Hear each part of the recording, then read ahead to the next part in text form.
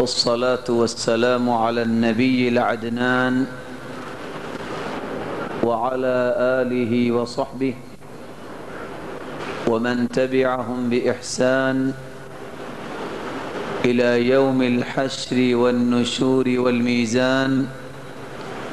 أما بعد، فأعوذ بالله من الشيطان الرجيم. إن هذا القرآن يهدي للتي هي أقوم ويبشر المؤمنين الذين يعملون الصالحات أن لهم أجرا كبيرا. انتہائی قابل قدر لائق صد احترام سامعین محترم، اللہ سبحانہ و تعالی نے انسان کو پیدا کیا، پھر اس کی رشد و ہدایت کے لیے انبیاء علیہم السلام کا ایک تسلسل قائم فرمایا. جس طرح انبیاء علیہم السلام کو مبعوث فرمایا، اسی طرح ہر قوم و ملت کے لیے نوشتہ ہدایت کو بھی نازل فرمایا. سرتاج رسل محمد الرسول اللہ صلی اللہ علیہ وآلہ وسلم جب دنیا میں تشریف لائے، اللہ سبحانہ و تعالی نے ان کو مبعوث فرمایا تو اس عظیم ہستی پر عظیم کتاب قرآن مجید کو نازل کیا، جس کی روشنی میں آپ صلی اللہ علیہ وآلہ وسلم نے قوم و ملت کی اصلاح کی، اور ایسی اصلاح جس کے نتیجے میں رہتی دنیا تک وہ لوگ روشنی کے مینار بن گئے، پوری کائنات کے لیے ایک نمونہ بن گئے. آج امت اسلامیہ اپنی سابقہ وہ بلندی اور رفعت حاصل کرنا چاہتی ہے تو اس کو بھی اسی قرآن کی طرف رجوع کرنا ہے، پلٹ کے آنا ہے، جس کی روشنی کے ذریعے امت اسلامیہ کا ہر فرد، ہر عنصر دنیا اور آخرت میں کامیاب ہو سکتا ہے. آج کی اس بزم میں قرآن مجید کا مفہوم، قرآن مجید کی عظمت، قرآن مجید کے مقاصد اور قرآن مجید کے حقوق، ان چار نکات پر ہم گفتگو کریں گے. اللہ مالک الملک ہم سب کو اہل قرآن کی صف میں شامل فرمائے. قرآن یہ فعلان کے وزن پر ہے. یہ قرأ یقرأ قراءة سے مصدر ہے، جس کا مطلب ہے الجمع والضم والاجتماع، کسی چیز کو جمع کرنا، کسی چیز کو ملا دینا، کسی چیز کو اکٹھا کرنا. قرآن مجید کو قرآن مجید اس لیے کہتے ہیں کہ یہ ایک ایسی عظیم کتاب ہے جو اللہ کے اوامر، اس کے نواہی، وعد و وعید، ترغیب و ترہیب کو جمع کرنے والی کتاب ہے. قرآن مجید کو قرآن مجید اس لیے کہتے ہیں سابقہ تمام کتابوں کی علوم و فنون اور صحیح قصص کو جمع کرنے والی کتاب اگر دنیا میں موجود ہے تو وہ قرآن مجید ہے۔ اور قرآن مجید کو قرآن مجید اس لیے بھی کہا جاتا ہے، کائنات میں سب سے زیادہ پڑھی جانے والی کتاب قرآن مجید ہے، اور اس پر مستزاد انحاء عالم میں، اقطار الارض میں سسکتی ہوئی امت اسلامیہ اگر ان کو ایک سٹیج پہ جمع کیا جا سکتا ہے تو قرآن مجید کے ذریعے جمع کیا جا سکتا ہے۔ ہر شخص کے افکار میں اختلاف ہو سکتا ہے، ہر شخص کی رائے سے مخالفت دنیا والے کرتے ہیں، لیکن وہ پہلو جس کی مخالفت ممکن نہیں، ایک مسلمان قرآن مجید کے پیغام سے مخالفت نہیں کر سکتا، اور جو شخص قرآن مجید کے ساتھ اختلاف رکھتا ہے حقیقت میں ہر مسلمان کو اس کے ایمان سے اختلاف رکھنا چاہیے۔ اللہ سبحانہ و تعالی اس بات کو سمجھ کر قرآن مجید کی روشنی اور اس کے سائے تلے ہم سب کو جمع ہونے کی توفیق عطا فرمائے۔ قرآن مجید کی عظمت کو بیان کرتے ہوئے اللہ کے رسول صلی اللہ علیہ وسلم نے فرمایا، یہ قرآن مجید ایک ایسی اللہ سبحانہ و تعالی کی حقیقی کلام ہے جس چیز کا تعلق اللہ سے جڑ جائے اس کا مقام و مرتبہ بھی اتنا بلند ہو جاتا ہے۔ مخلوق میں سے جس کا تعلق اس قرآن سے جڑ جائے اس کا تعلق بھی بلند ہو جاتا ہے۔ اس کے اس تعلق کی بلندی کی وجہ سے دنیا اور آخرت کی بلندی اللہ اس کو نصیب فرما دیتے ہیں۔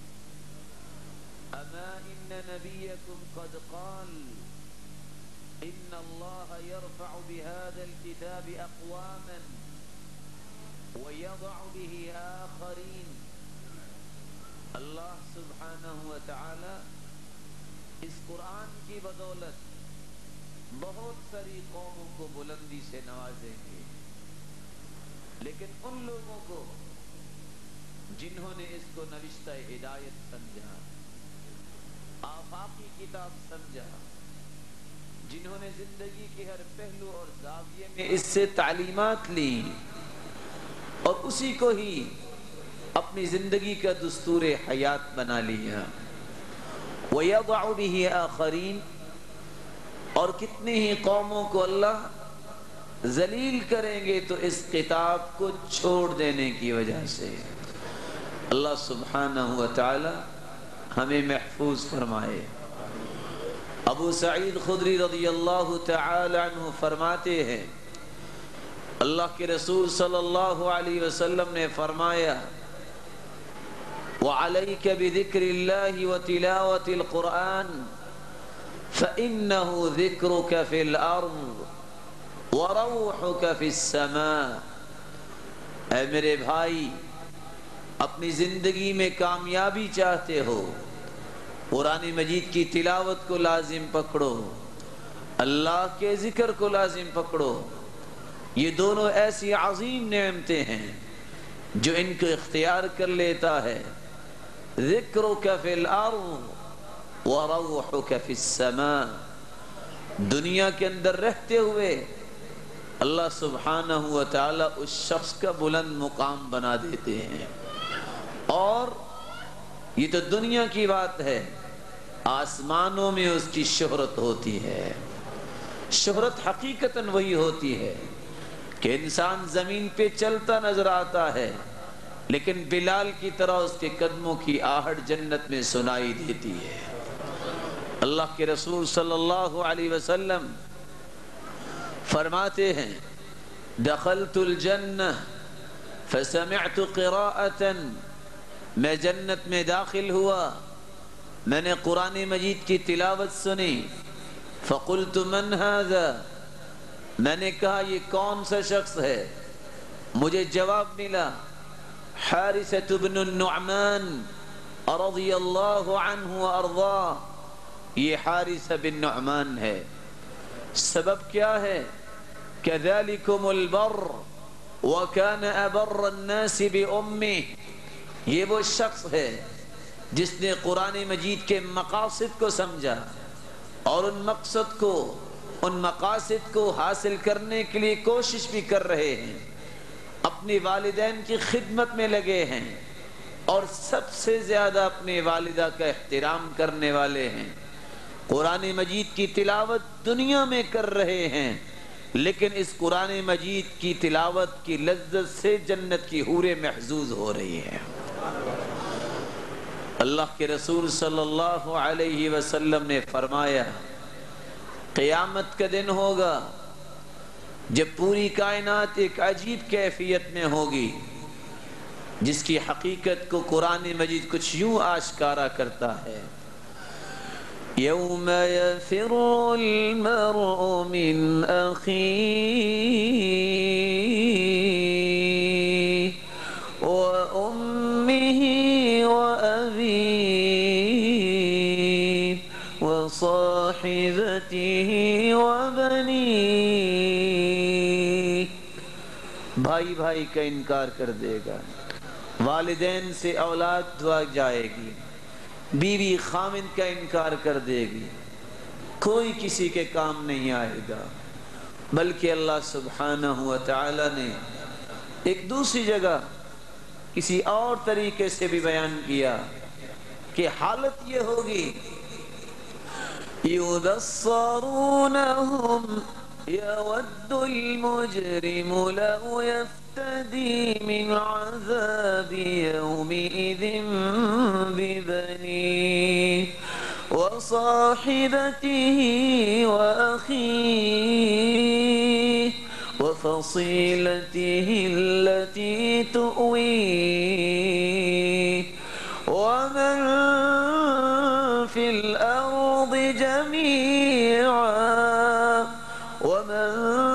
الْأَرْضِ جَمِيعًا ثُمَّ يُنْجِيهِ۔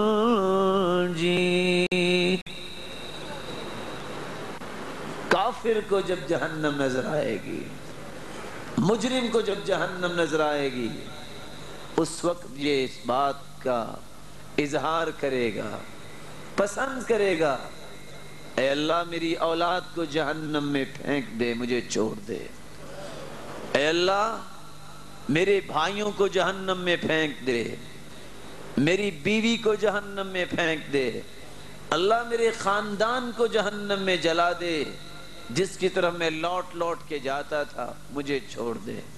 وَمَنْ فِي الْأَرْضِ جَمِيعًا ثُمَّ يُنْجِيهِ، اللہ نہیں راضی ہوتے، ساری دنیا کو جہنم میں جلا دے، مجھے چھوڑ دے۔ ایسی سخت کیفیت میں اللہ سبحانہ و تعالی قرآن مجید کے اندر مہارت حاصل کرنے والے کو انعام کیا دیں گے؟ الماہر بالقرآن مع السفرة الكرام البررة، والذي يقرأ القرآن ويتتعتع فيه وهو عليه شاق له اجران۔ ایسی ہولناک کیفیت میں ماہر قرآن کو آواز لگے گی، خاکیوں کی صف سے نکلو اور فرشتوں کی صف میں آ کے کھڑے ہو جاؤ۔ اللہ ہمارے نصیبے میں فرمائے۔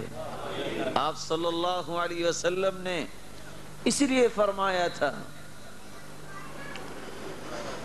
القرآن شافع مشفع وماحل مصدق، من جعله امامه قاده الى الجنة ومن جعله خلفه ساقه الى النار والعیاذ باللہ۔ اے مسلمانوں، قرآن مجید کی تلاوت کرو، اقرأوا القرآن فإنه يأتي يوم القیامة شفیعا لأصحابه۔ قرآن مجید کی تلاوت کو لازم پکڑو، یہ قرآن مجید ہی تمہارے لیے سفارشی بن کے آئے گا اور اس کی سفارش کو سنا جائے گا، قبول کیا جائے گا۔ جس نے اس قرآن کو سفارشی بنا لیا، یہ قرآن ہی اس شخص کو جنت میں داخل کروا دے گا، اور جس نے اس کی سفارش کی خواہش نہ کی بلکہ اس کی تعلیمات کو پسے پش ڈال دیا، یہ قرآن ہی اس کے خلاف گواہی دے گا اور اس کو جہنم میں لے جائے گا۔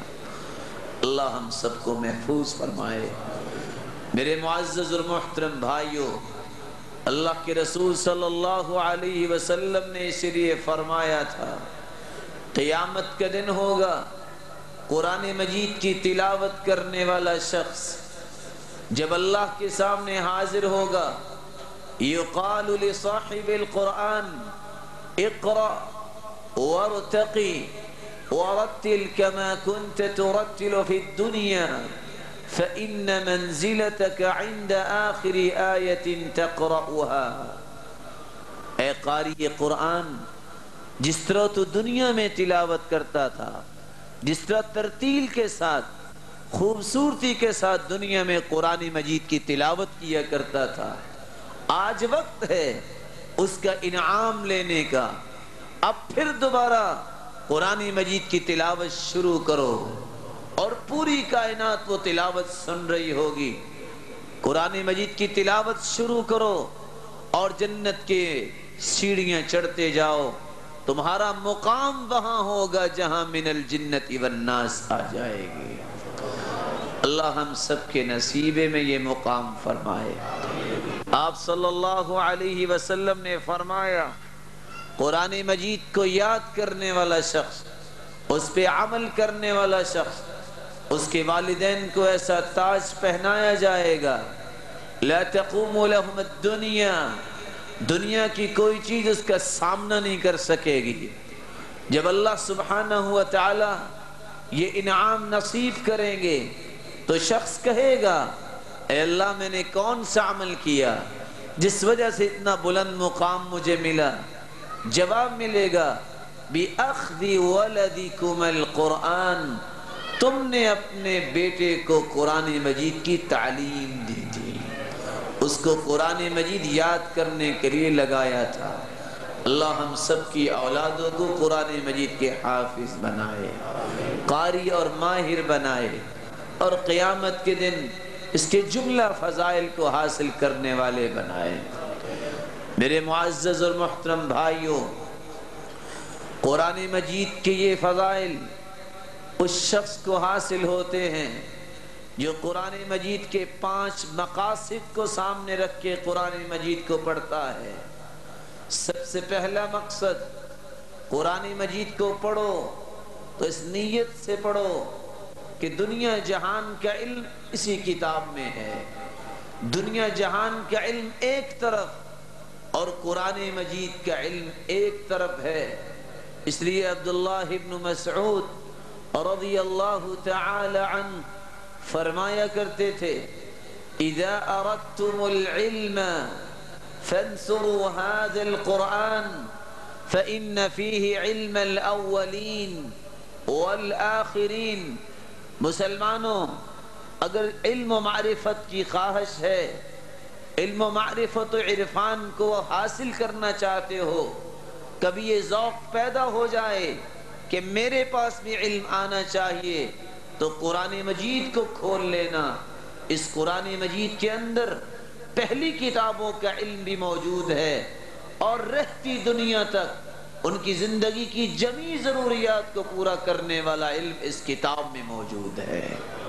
یہ ایک الگ بات ہے کہ ہماری عقلیں کوتاہ ہیں، اس کا ادراک نہیں کر سکتی، وگرنہ جب سے قرآن نازل ہوا ہے، اس کی توضیح، اس کی تبیین، اس کے مدعا اور مفاہیم کو واضح کرنے کے لیے کروڑوں کلمے ٹوٹ چکی ہیں، کروڑوں ہستیاں قبروں میں جا چکی ہیں، لیکن ہر روز نت نئے انداز سے اس کی وضاحت سے ہر انسان لذت پا رہا ہے، اور اس کی وضاحتیں ختم ہونے کو نہیں آتی، اور اس کے وہ حقائق جو قرآن مجید میں اللہ نے 1400 سال پہلے رکھے ہیں، آج جب انسانی تجربات میں، مشاہدات میں آتے ہیں تو پھر اس کی عقل میں یہ بات آتی ہے کہ یہ تو بات قرآن نے 1400 سال پہلے بیان کر دی ہے۔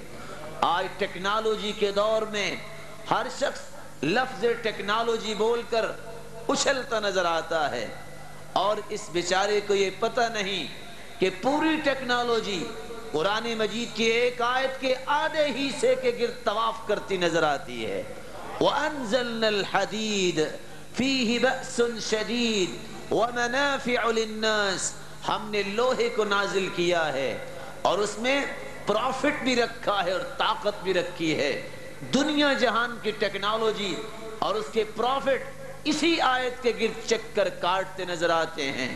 ہاں یہ کہنا بھی مبالغہ نہیں ہوگا کہ یہ قرآن تو مسلمانوں پہ نازل ہوا، مسلمانوں کو ترقی دینے کے لیے، مسلمانوں کو اوج ثریا تک پہنچانے کے لیے، لیکن مسلمانوں نے ان باتوں کو سمجھنے سے اپنے آپ کو دور رکھا۔ ایک کافر جو کافر تھا لیکن قرآن مجید کی حقانیت پہ اس کو یقین آیا، مانا اس نے نہیں عملاً، لیکن اس کے پیغامات کو اس نے اس انداز سے لے لیا۔ آج وہ مسلمانوں پہ اپنی حکومت جمائے بیٹھا ہے، اور یہ مسلمان تکاسلی اور سستی کا شکار اس انداز سے ہوا۔ اس نے سمجھا شاید دنیا جہان کا علم قرآن سے دور رہ کے حاصل ہو سکتا ہے۔ سب سے بڑا علم وہ ہے جس سے تقرب الہی نصیب ہو، جس سے معرفت الہی نصیب ہو، اور وہ علم قرآن کا علم ہے۔ اس لیے جس شخص کو قرآن پڑھنا نہیں آتا، جس شخص کو قرآن کی مفاہیم نہیں آتے، اس سے بڑا کوئی دنیا میں جاہل نہیں ہے۔ دنیا جہان کی ڈگریاں اس کے پاس ہوں، جو قرآن سے کورا ہے سمجھ لو اس نے کچھ حاصل نہیں کیا۔ اس لیے علی ابن حسین ابن علی رضی اللہ تعالی عنہ کہا کرتے تھے، مسلمانوں، میرے ساتھیوں، اللہ کے رسول صلی اللہ علیہ وسلم نے جو قرآن مجید صحابہ کو سکھایا تھا وہ کیا تھا؟ انہو من کان قبلکم، جو تم سے پہلے لوگ تھے صحابہ، رأوہ رسائل من ربہم یتدبرونها باللیل ویتفقدونها فی النہار۔ ان کو اللہ نے بلندی دی تو اس لیے آج کسی محبوب کا خط آ جائے، کسی چاہنے والے کی تحریر آ جائے، تمام مشاغل کو چھوڑ کر پڑھتا ہے، اور اگر اس میں کوئی دقت ہو تو ایک ایک لفظ پہ رک کے پڑھتا ہے کہ یہ شعر لکھا ہے، یہ اس مناسبت سے گفتگو لکھی ہے، یہ فلاں مقولہ لکھا ہے، بار بار دہراتا ہے، اور کسی کو پاس نہیں بیٹھنے دیتا، کسی سے ہم کلام نہیں ہوتا، کیونکہ اس کو لکھے گئے مندرجات کو پڑھ کر ایک عجیب سی لذت ملتی ہے، عجیب سی حلاوت ملتی ہے۔ صحابہ کرام بھی قرآن مجید کو اللہ کی طرف سے پیغامات سمجھتے تھے، وہ پیغامات، وہ رسائل، وہ میسج سمجھتے تھے جن کو رات بیٹھ کر اور رات کھڑے ہو کر پڑھتے، سمجھتے، اور دن کو اس کے مطابق عمل کرتے نظر آتے تھے۔ اللہ ہمیں بھی اس بات کو سامنے رکھ کر قرآن مجید کو پڑھنے کی توفیق عطا فرمائے۔ اور اگر آپ اس بات کو مبالغہ نہ سمجھیں تو مسلمان سب سے پہلی اس سیڑھی سے گر چکے ہیں۔ ہر شخص، کوئی پڑھا لکھا ہے یا ان پڑھ ہے، صبح اٹھتا ہے، اپنے دن کی ابتدا قرآن سے نہیں کرتا، اخبار سے کرتا ہے۔ یاد رکھنا، اللہ کے رسول صلی اللہ علیہ وآلہ وسلم نے صحابہ کا یہ مزاج بنایا تھا، جو تہجد میں نہیں پڑھ سکا وہ صبح کی نماز کے بعد سورج نکل آتا، وہ قیام میں کھڑا نظر آتا، کوئی ملنے آتا، کہتے رک جاؤ، میں اس بات سے کسی بات کو ترجیح نہیں دے سکتا، رات کو میں نے ایک حزب پڑھنا تھا جو نہیں پڑھ سکا، پہلے قرآن پڑھوں گا پھر تم سے کلام کروں گا۔ ایک مسلمان مرد صبح اخبار سے اپنے دن کی ابتدا کرتا ہے۔ اللہ کے رسول صلی اللہ علیہ وسلم نے فرمایا، کل الناس یغدو فبائع النفس فمعتقها او موبقها ہر شخص صبح کرتا ہے. کوئی شخص اپنے آپ کو برباد کر لیتا ہے اور کوئی شخص اپنے آپ کو جنت کے بدلے بیچ ڈالتا ہے. وہ کون ہے جو جنت کے بدلے بیچتا ہے؟ جس نے اپنے دن کی ابتدا اللہ کی عبادت سے کی ہو، نماز سے کی ہو، تلاوت قرآن مجید سے کی ہو. وہ شخص اپنے آپ کو جنت کے بدلے بیچتا ہے. میں آپ سے پوچھتا ہوں، ایک انسان جس نے قرآن مجید پڑھا ہی نہیں، اخبار پڑھتا ہے، کون سی صحیح بخاری کی روایتیں ہیں اس میں؟ یہ اللہ کی نیک بندی، یہ مخلوق، یہ عورت، اس کو پتہ نہیں کہ اسماء رضی اللہ تعالی عنہا رات کی تاریکی میں بھی قرآن پڑھتی ہیں، صبح کو بھی قرآن پڑھتی ہیں، اور حالت یہ ہے ایک آیت کو دہرا رہی ہے. فَمَنَّ اللَّهُ عَلَيْنَا وَوَقَانَا عَذَابَ السَّمُومِ. فَمَنَّ اللَّهُ عَلَيْنَا وَوَقَانَا عَذَابَ السَّمُومِ. رات گزر رہی ہے اور اسماء رضی اللہ تعالی عنہا مصلی پہ کھڑے ہو کے قرآن مجید کی اس آیت کو دہرا رہی ہے. یہ عورت کیوں نہیں سوچتی میں ام سلمہ کی بیٹی ہوں، میں عائشہ کی بیٹی ہوں، میں حفصہ کی بیٹی ہوں، جن کی راتیں اور دن گزرتی ایسے تھے. یہ آج ڈائجسٹ میں پڑ گئی، یہ اخبار جہاں جو وقت ضیاء ہے اس میں پڑ گئی. اس کی تربیت کیسے ہوگی؟ اس کے اندر سے خیر کیسے سامنے آئے گی؟ اس کی اولاد نیک کیسے ہوگی؟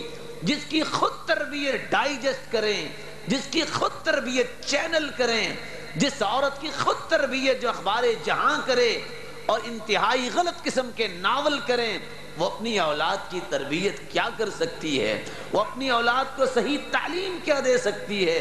جس کی اپنی تعلیم کی حالت یہ ہے کہ اپنی پوری تعلیم کا انحصار اس نے اخبار جہاں پہ رکھا ہے، یا دنیا جہان کے رسائل پہ رکھا ہے، یا روزانہ نشر کیے جانے والے ڈراموں پہ رکھا ہے.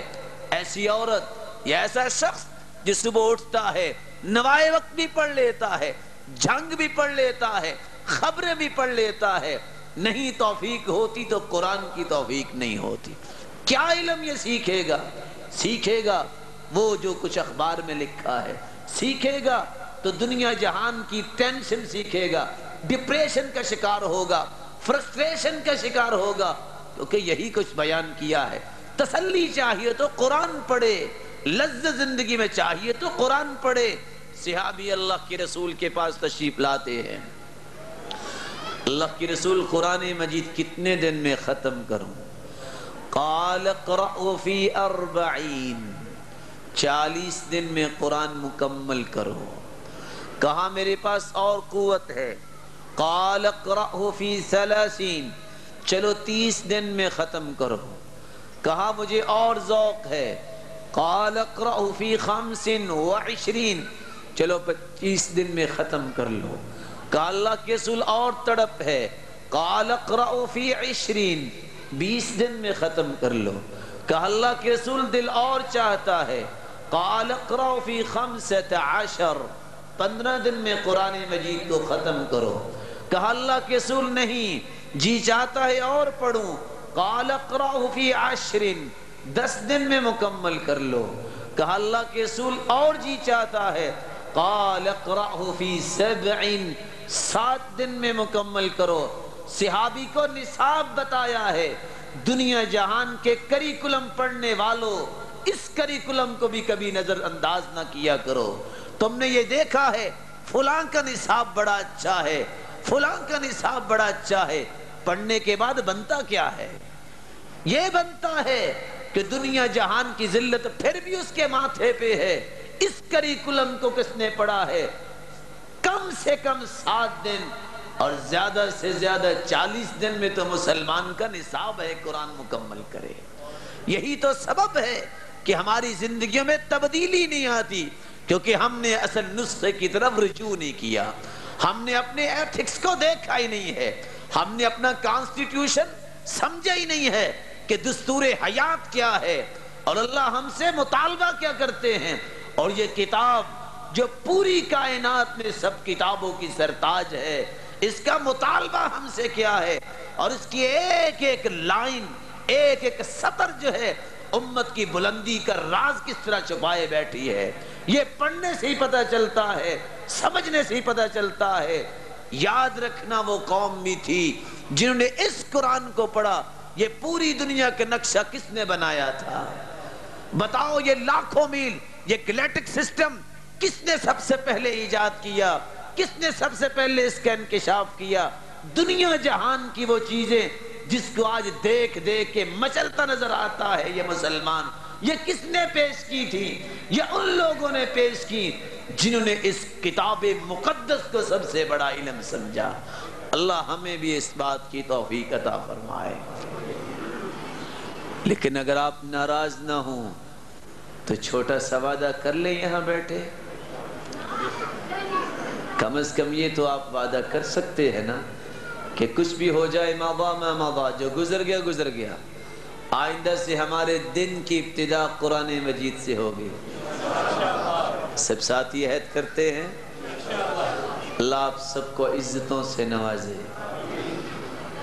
اس کتاب مقدس کو پڑھنے کا دوسرا ہدف وہ یہ ہے کہ علم، اس کی روشنی، اس کی ضیاءپاشیاں اس وقت سمجھ میں آتی ہیں جب اس علم کو باقاعدہ، اس نظریے کو ایک شکل دے دی جائے، اس علم کی روشنی میں تعمیر کی جائے. اس کتاب مقدس کو پڑھنے کے بعد جب تک زندگی کے رویوں میں اتارا نہ جائے اس کا ہدف پورا نہیں ہوتا. اسی لیے حسن بصری رویا کرتے تھے. وہ شخص جس کے بارے میں امام شافعی نے کہا تھا یہ شخص بولتا ہے اور لگتا ہے اس کی زبان پہ اللہ نے نبوت کی کلام کو جاری کر رکھا ہے. سبب یہ تھا کہ یہ ام سلمہ رضی اللہ تعالی عنہ کی گود میں پلا تھا یہ شخص. وہ کہا کرتے تھے امر الناس ان يعملوا بالقرآن فاتخذوا تلاوته عملا. لوگوں کو تو حکم دیا گیا تھا کہ اس پہ عمل کرو، لوگوں نے کہا کہ اس کی تلاوت کرنا ہی کافی عمل ہے، باقی عمل کی ضرورت نہیں ہے. اور صحابہ کرام کی عادت مبارکہ تھی كان اذا تعلم احد منا 10 آيات لم يجاوزهن حتى يعرف معانيهن والعمل بهن.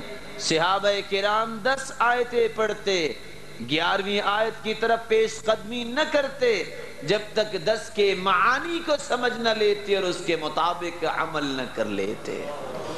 میں یہاں رک کے اپنے آپ کو بھی شامل کرتا ہوں اور آپ سے بھی سوال کرتا ہوں. سب سے پہلی بات تو یہ ہے کہ قرآن مجید کا ترجمہ پڑھا کس نے ہے، اور پھر اس انداز زندگی کو اختیار کس نے کیا ہے.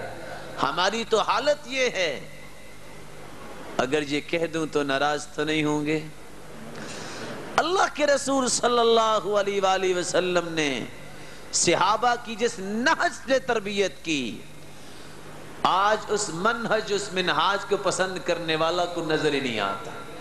رہے نظریات، اتنے نظریات آپ کو سننے میں ملیں گے کہ آپ ورطہ حیرت میں پڑ جائیں گے کہ نظریات کتنے بلند ہیں، لیکن عملی پیمانے کو سامنے رکھو تو پتہ یہ چلتا ہے کہ آج فرض نماز کے بعد کوئی سنت پڑھتا نظر نہیں آتا، اور سنتیں پڑھنے والے بھی فرض نماز کے بعد ذکر کرنے والے نظر نہیں آتے. میں آپ سے اگر یہ پوچھ لوں کہ آج، پچھلی بات نہیں، آج مغرب کی نماز کے بعد کس کس نے پورا ذکر کیا ہے، بتا سکتے ہیں آپ بھائی؟ قرآن کا سب سے بڑا پیغام اللہ کی یاد ہے. نماز کا سب سے بڑا ہدف وَأَقِمِ الصَّلَاةَ لِذِكْرِي. یہ کون سی تربیت ہے؟ اس ذکر سے جب سے انسان خالی ہوا ہے ہر خیر و برکت سے ہی خالی ہو گیا ہے. اس ذکر سے جس وقت سے اس نے اپنے آپ کو محروم کیا ہے، بہت بڑی صلاحیتوں سے اس کو محرومی حاصل ہو گئی ہے.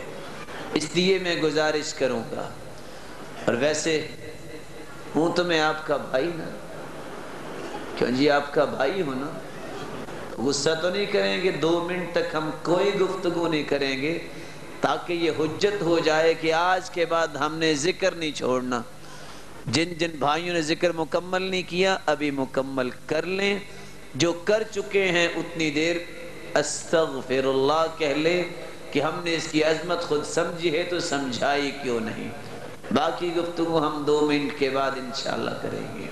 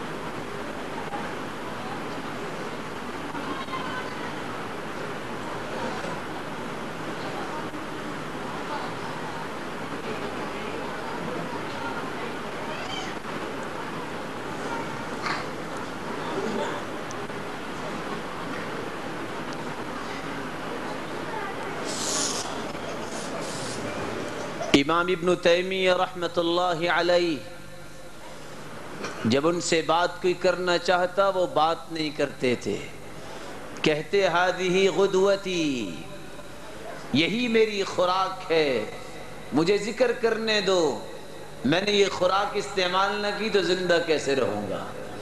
اللہ نے پھر زندگی بھی ایسی دی، بڑے سے بڑا جن بھی آ جاتا اللہ اکبر کہتے اور جن بھاگ جایا کرتا تھا۔ میں اس بات کو دہرانا چاہتا ہوں، زندگی میں یہ عہد کر لو کچھ بھی ہو جائے، سنت یہ ہے کہ فرض نماز کے بعد تسلی کے ساتھ بیٹھ کے ذکر کیا جائے۔ اور صرف ایک روایت سنا کے میں آپ سے ایک بات کہنا چاہوں گا، من قرأ آیت الکرسی دبر کل صلاة لم يمنعه من دخول الجنہ الا ان يموت، جو فرض نماز کے بعد آیت الکرسی پڑھ لیتا ہے اس کے اور جنت کے درمیان موت کا پردہ حائل ہے، جس دن دنیا سے جائے گا جنت میں چلا جائے گا۔ اتنی پیاری بات، اور ایک انسان اپنی باتوں میں مشغول ہو جائے یا فوراً سنتوں کے لیے کھڑا ہو جائے اور محسوس ایسے ہوتا ہے کہ شاید یہی بھائی سنتیں پڑھتے ہیں، جو بیٹھ کے ذکر کر رہے ہیں انہوں نے تو شاید کبھی سنتیں پڑھی نہیں۔ اس لیے میرے بھائی اپنے اس انداز کو بدلو۔ تو کیا خیال آپ اس کا بھی وعدہ کر سکتے ہیں کہ ہم انشاءاللہ ذکر کیا کریں گے؟ وَالْمَلَائِكَةُ يُصَلُّونَ عَلَىٰ أَحَدِكُمْ مَا دَامَ فِي مَجْلِسِهِ الَّذِي صَلَّى فِيهِ تَقُولُ الْمَلَائِكَةُ اللَّهُمَّ اغْفِرْ لَهُ اللَّهُمَّ ارْحَمْهُ اللَّهُمَّ تُبْ عَلَيْهِ۔ جو شخص فرض نماز کے بعد اپنی جگہ پہ بیٹھ کے ذکر کرتا رہتا ہے، خالق و مالک کی طرف سے آسمان سے فرشتے نازل ہوتے ہیں۔ صحیح بخاری کی دوسری روایت کو اس روایت کے ساتھ اگر ملایا جائے تو کتنے فرشتے، حتی یملأ ما بین السماء والارض، زمین و آسمان کا خلا ان فرشتوں سے بھر جاتا ہے، جو 3 دعاؤں میں مشغول ہو جاتے ہیں۔ اللہم اغفر لہ، اے خالق و مالک یہ جو ذکر کر رہا ہے اس کو بخش دے۔ اللہم ارحمہ، اے اللہ اس پہ اپنی رحمت کی برکھا برسا دے۔ اللہم تب علیہ، اے اللہ اس کی توبہ کو قبول فرما لے۔ میں آپ سے پوچھتا ہوں، جو ایک نماز پڑھنے آئے اس کے سارے گناہ معاف ہو جائیں، رحمت الہی میں لپیٹ لیا جائے اور اس کی توبہ کو قبول کر لیا جائے، اس سے بڑھ کے کوئی دنیا میں کوئی کامیاب شخص ہے؟ کوئی سعادت والا ہے؟ تو میری اللہ سے دعا ہے اللہ مجھے اور آپ سب بھائیوں کو یہ سعادت حاصل کرنے کی توفیق عطا فرمائے۔ قرآن مجید کا تیسرا ہدف جس کو سامنے رکھ کے انسان کو قرآن پڑھنا چاہیے، یہ ایک اللہ کی حقیقی کلام ہے۔ ایک وقت تھا جب اکرمہ قرآن کو کھولتے تو قرآن کھولتے خوش ہو جاتے، اور خوشی کی انتہا ہو کی کیا کہتے؟ کلام ربی، کلام ربی، میرے رب کی کلام جو میری زبان پہ آنے لگی ہے۔ اور پھر قرآن کو خوشی سے پڑھتے پڑھتے جب جہنم کی آیتوں پہ آتے تو بے ہوش ہو جایا کرتے تھے۔ اور ایک وہ مقصد تھا جس کو آج ہم بھول چکے ہیں، المناجات بالخالق۔ اس قرآن کو پڑھنے سے تو اللہ سے انسان ہم کلام ہوتا ہے، خالق سے ہم کلامی، خالق سے مناجات کی لذت اور حلاوت اس کو نصیب ہوتی ہے جس نے کبھی یہ ارادہ کیا ہو۔ قرآن تو ہر شخص پڑھتا نظر آتا ہے، لیکن اس انداز سے پڑھنا کہ رب سے ہم کلام ہو رہا ہوں، اس کی لذت و حلاوت ہی اور ہے۔ اس کے ساتھ انسان پھر اللہ سے راز و نیاز کی باتیں ہی کچھ اور کرتا ہے۔ یہی وہ ایک مقصد تھا جس کو سامنے رکھ کے اللہ کے رسول قرآن پڑھتے۔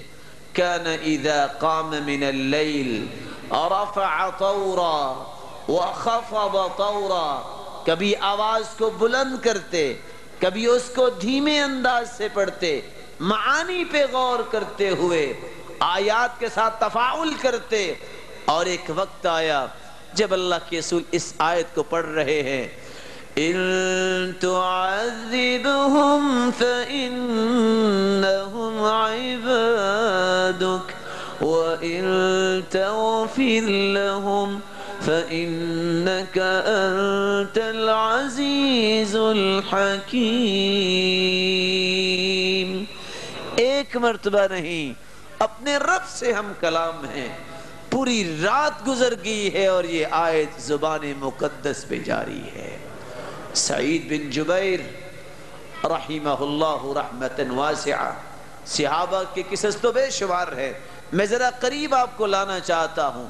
یہ عبداللہ ابن عباس کا شاگرد سعید بن جبیر، جس کے اندر روحانیت کی حالت یہ تھی، قرآن مجید شروع کرتے ہیں، رات کی تاریکی میں کھڑے ہیں اور ایک ہی آیت پہ مدت گزار دی۔ کون سی آیت؟ وَاتَّقُوا يَوْمًا تُرْجَعُونَ فِيهِ إِلَى اللَّهِ ثُمَّ تُوَفَّى كُلُّ نَفْسٍ مَا كَسَبَتْ وَهُمْ لَا يُظْلَمُونَ۔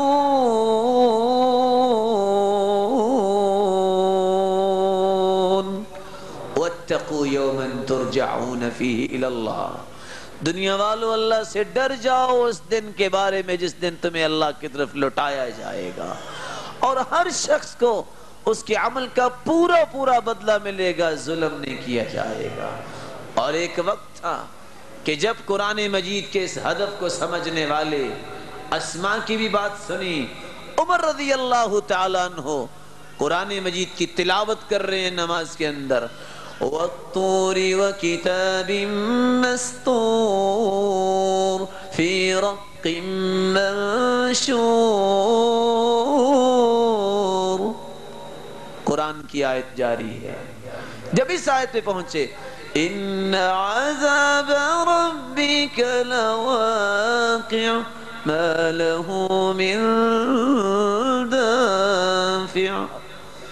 دونوں آیتوں کو پڑھا اور عمر جس سے شیطان بھاگ جاتا تھا، اس عمر کی ہچکی بند ہو گئی، چیخے مار رہے ہیں، عمر رو رہے ہیں، پچھلی سبوں تک سنائی دی جا رہی ہے۔ اللہ کی قسم آپ کو یہ بات ماننی پڑے گی، آج پاکستان میں قرآن پڑھتا روتا کون نظر آتا ہے؟ ہاں یہ تو ہے، قرآن کو سنتے اچھلتے تو نظر آتے ہیں، نعرے لگاتے تو نظر آتے ہیں، لیکن روتا کوئی نظر نہیں آتا، اس لیے کہ یہ قرآن کو سمجھتے نہیں ہیں۔ اگر یہ قرآن کو سمجھتے ہوتے تو ان کے اندر تبدیلی بھی ہوتی۔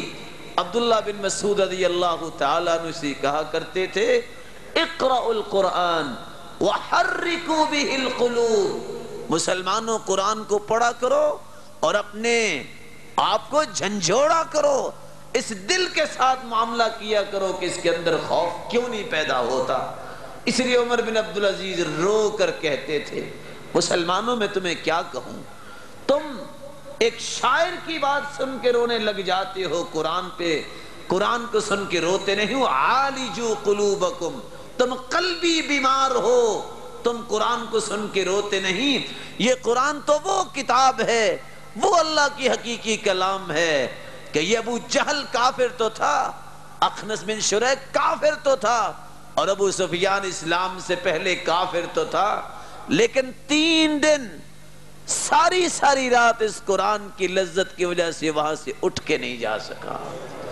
اور ولید بن مغیرہ جو اپنے آپ کو بڑا شخص سمجھتا تھا، اس کو کہنا پڑا کہ یار ہم تو کچھ اور سمجھتے ہیں، ان لقولہ حلاوہ وان علیہ لطلاوہ، میں کیا کہوں، میں تو گیا تھا محمد کو سیدھا کرنے، نعوذ باللہ من ذالک، لیکن کیا دیکھتا ہوں اس کی زبان سے جو کلام نکلتی ہے اس کی شرینی ایسی ہے جو دل کو چیر پھاڑ دیتی ہے اور مجبور کر دیتی ہے کہ مانو یہ حق ہے، اور اس کے اوپر شادابی اور رونق ایسی ہے کہ پڑھنے والا بھی بڑا معزز ہے اور سننے والے کو بھی لذتیں ہی ملتی جاتی ہیں۔ اللہ ہمیں اس بات پہ یقین نصیب فرمائے۔ چوتھا مقصد، چوتھا ہدف جس کو آج مسلمان چھوڑ چکے ہیں، کوئی بھی شخص قرآن مجید کی تلاوت اس لیے نہیں کرتا کہ وہ اپنی زندگی کی بیماریوں کا علاج کر لے۔ سر درد ہوگی پیناڈول لے لے گا، پیٹ میں درد ہے کوئی کیپسول لے لے گا، لیکن قرآن نہیں پڑھتا۔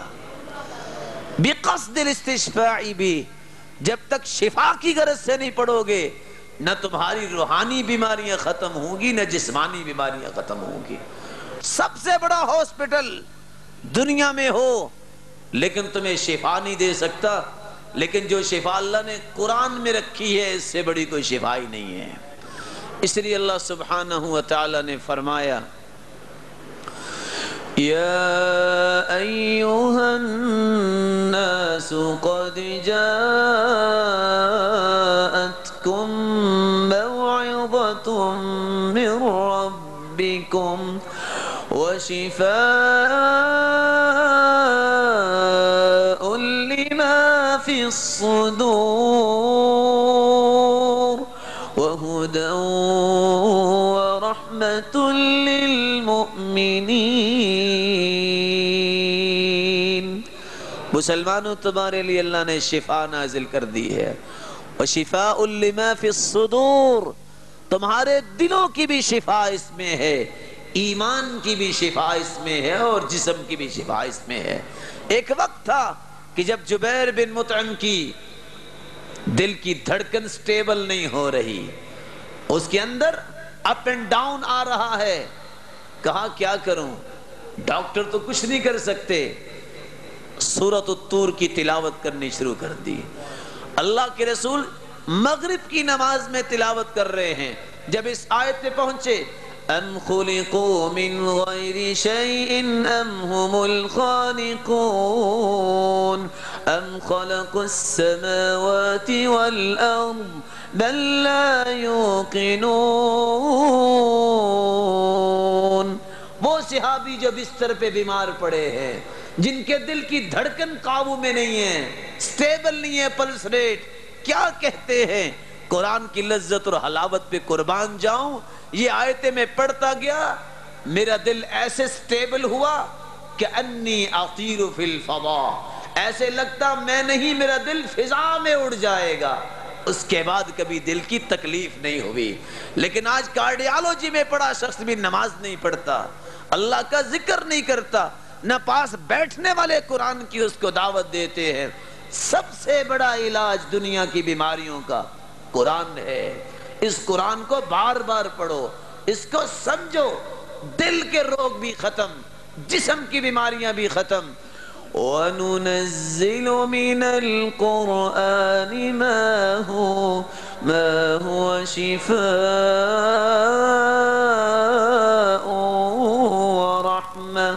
ورحمة للمؤمنين۔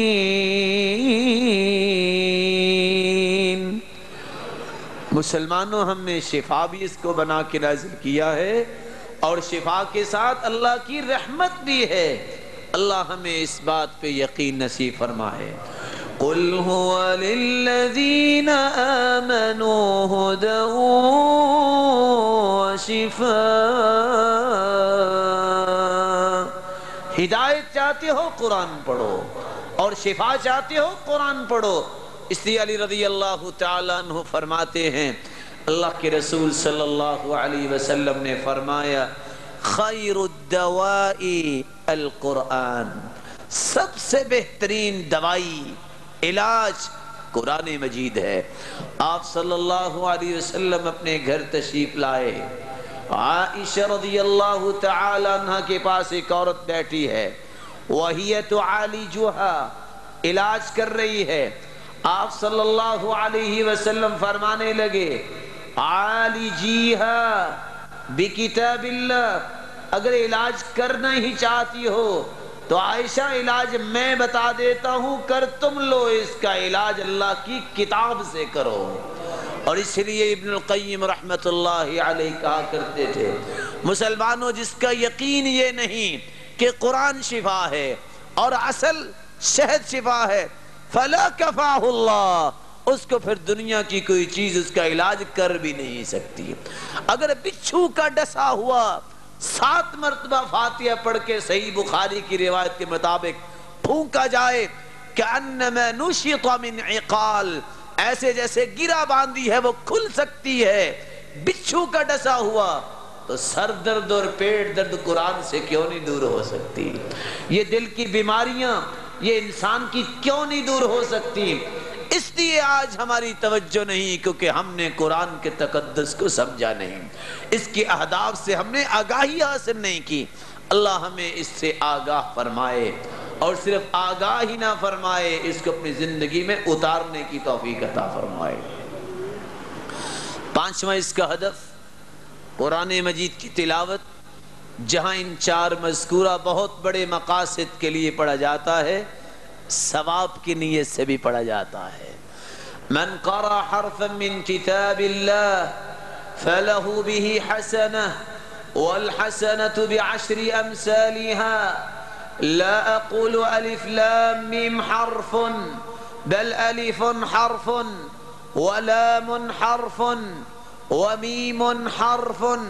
مسلمانوں، جو ایک حرف کی تلاوت کرتا ہے اس کو 10 نیکیاں ملتی ہیں۔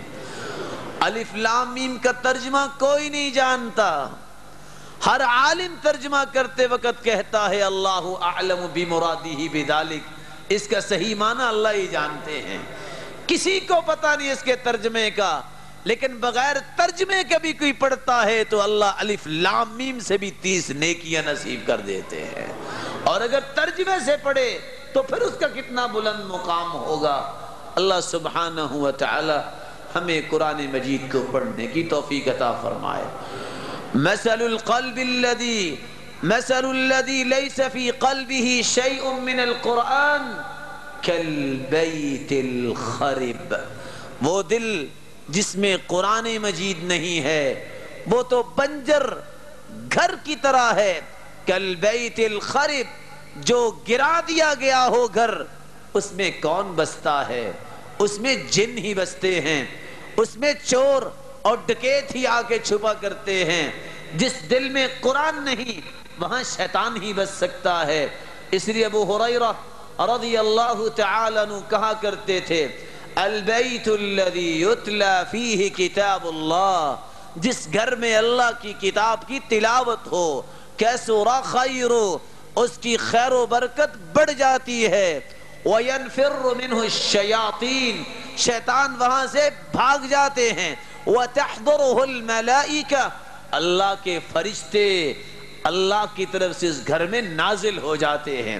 اور جس گھر میں وَالْبَيْتُ الَّذِي لَا يُتْلَى فِيهِ كِتَابُ اللَّهِ، اگر جس گھر میں قرآن مجید کی تلاوت نہ ہو کیسورا شرو، اس گھر میں شرارت زیادہ ہو جاتی ہے۔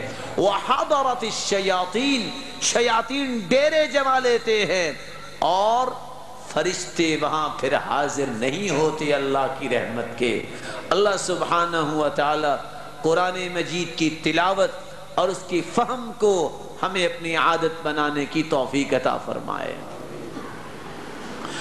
ایک مسلمان ان 5 اہداف کے ساتھ فضائل کو چاہتا ہے، ثمرات کو چاہتا ہے، قیامت کے دن تو 5 حقوق کو بھی ادا کرے۔ سب سے پہلا حق، اور میری یہ خواہش ہے کہ ان 5 حقوق کو سمجھنے میں آپ میرا ساتھ دیں۔ سب سے پہلا حق، اس قرآن پہ ایمان لاؤ کہ یہ جس حالت میں نازل ہوا اسی حالت میں موجود ہے، اس میں کسی قسم کا کوئی تغیر نہیں ہوا، نہ اس میں نقص ہوا ہے، نہ زیادتی ہوئی ہے اور نہ قیامت تک زیادتی ہو سکتی ہے۔ ایک کلمہ تو کیا، ایک شوشہ بھی کوئی کم نہیں کر سکتا۔ ایک وقت آیا لوگوں نے مسلمانوں کا ایمان کا ٹمپریچر چیک کرنے کے لیے قرآن مجید کے اندر یہ لکھ دیا محمد الرسول اللہ والذین معہ، اس کے درمیان لکھ دیا صلی اللہ علیہ وسلم۔ اب صلی اللہ علیہ وسلم تو ہم کہتے ہیں، بات تو غلط نہیں ہے۔ انہوں نے یہ سمجھا کہ یہ تبدیلی برداشت کرتے ہیں کہ نہیں کرتے۔ جب یہ نسخہ مسلمانوں کے ہاتھ لگا تو مسلمان چیخ اٹھے کہ قرآن وہ کلام ہے جو اللہ کی کلام ہے، جس میں معمولی بھی رد و بدل کیا جا سکتا ہی نہیں، اور کرنے والا اور جائز سمجھنے والا مسلمان ہی نہیں رہتا۔ صلی اللہ علیہ وسلم کے اس اضافے کو کہنے والے نے کہا یہ تو بڑی اچھی بات ہے۔ کہا بات تو اچھی ہے لیکن اللہ کی کلام توقیف ہی ہے، جو آسمان سے نازل ہوئی اس کو قرآن کہتے ہیں، جب اللہ نے یہ نازل نہیں کیا تو اس کو قرآن میں نہیں ہم لکھ سکتے۔ لیکن آپ اس بات کو سن کے تعجب میں پڑھیں گے، آج مسلمانوں کا ایمان بھی محفوظ نہیں رہا۔ اور میری بات پہ اگر آپ نالا نہ ہوں تو دین پڑھانے والا بھی آج یہ کہتا نظر آتا ہے کہ قرآن مجید نازل تو 7 حروف میں ہوا تھا، عثمان رضی اللہ تعالیٰ عنہ نے 6 حذف کر دیے اور 1 باقی رہ گیا ہے۔ مسلمانوں کیا جواب دو گے؟ انزل القرآن علی 7 احرف، قرآن مجید 7 حروف میں نازل ہوا، اس کے لہجات ہیں، مخلوق کی آسانی کے لیے مختلف لہجات میں اس کو اتارا گیا، لیکن مسندوں پہ بیٹھ کر، ممبر و محراب پہ بیٹھ کر میڈیا میں بحث کرتا ہوا مسلمان سوچتا نہیں کہ میں جو بات کہہ رہا ہوں راضی کون ہو رہا ہے۔ راضی تو وہ لوگ ہوتے ہیں جو پہلے ہی کہتے ہیں کہ یہ قرآن ناقص ہے، اس کے 40 پارے تھے، 10 پارے ختم ہو گئے، فلاں ہو گیا۔ اور کہنے والے نے تو یہ بھی کہا کہ عثمان رضی اللہ تعالیٰ عنہ نے 500 حرف اپنے مضموم مقاصد کے لیے قرآن سے ختم کیے تھے، نعوذ باللہ من ذالک۔ ایک مسلمان پہ واجب ہے ایمان رکھے، جس حالت میں قرآن اترا تھا اسی حالت میں قرآن باقی ہے، اور جب تک اللہ نے چاہا باقی رہے گا، اس میں نہ تغیر ہوا ہے نہ ہو سکے گا۔ دوسرا اس کا حق، اس قرآن مجید کو پڑھا جائے اس انداز سے جس انداز سے یہ نازل ہوا۔ میں چند لمحات کے لیے آپ کی توجہ چاہوں گا، لیکن کبھی ہم نے اس بات پہ غور کیا، اس حق کو ادا کیا؟ آج انگلش بولتے وقت ہمیں غیرت آتی ہے، رائٹنگ کو ورائٹنگ کو کہہ دے تو کہتے ہیں یہ دیہاتیوں کی بولی بول رہا ہے، غیرت آتی ہے اس کو۔ یہ نالج کو کنالج پڑھ لے تو کہتے ہیں اور پینڈو انگلش بول رہے ہو، اس سے فاتحہ سن کے دیکھو اس کی فاتحہ کیسی ہے۔ قرآن مجید کو اس انداز سے پڑھنا جس انداز میں نازل ہوا، جس انداز سے صحابہ نے پڑھا، یہ حق ہے۔ کس انداز سے نازل ہوا؟ وَرَتَّلْنَاهُ تَرْتِيلًا،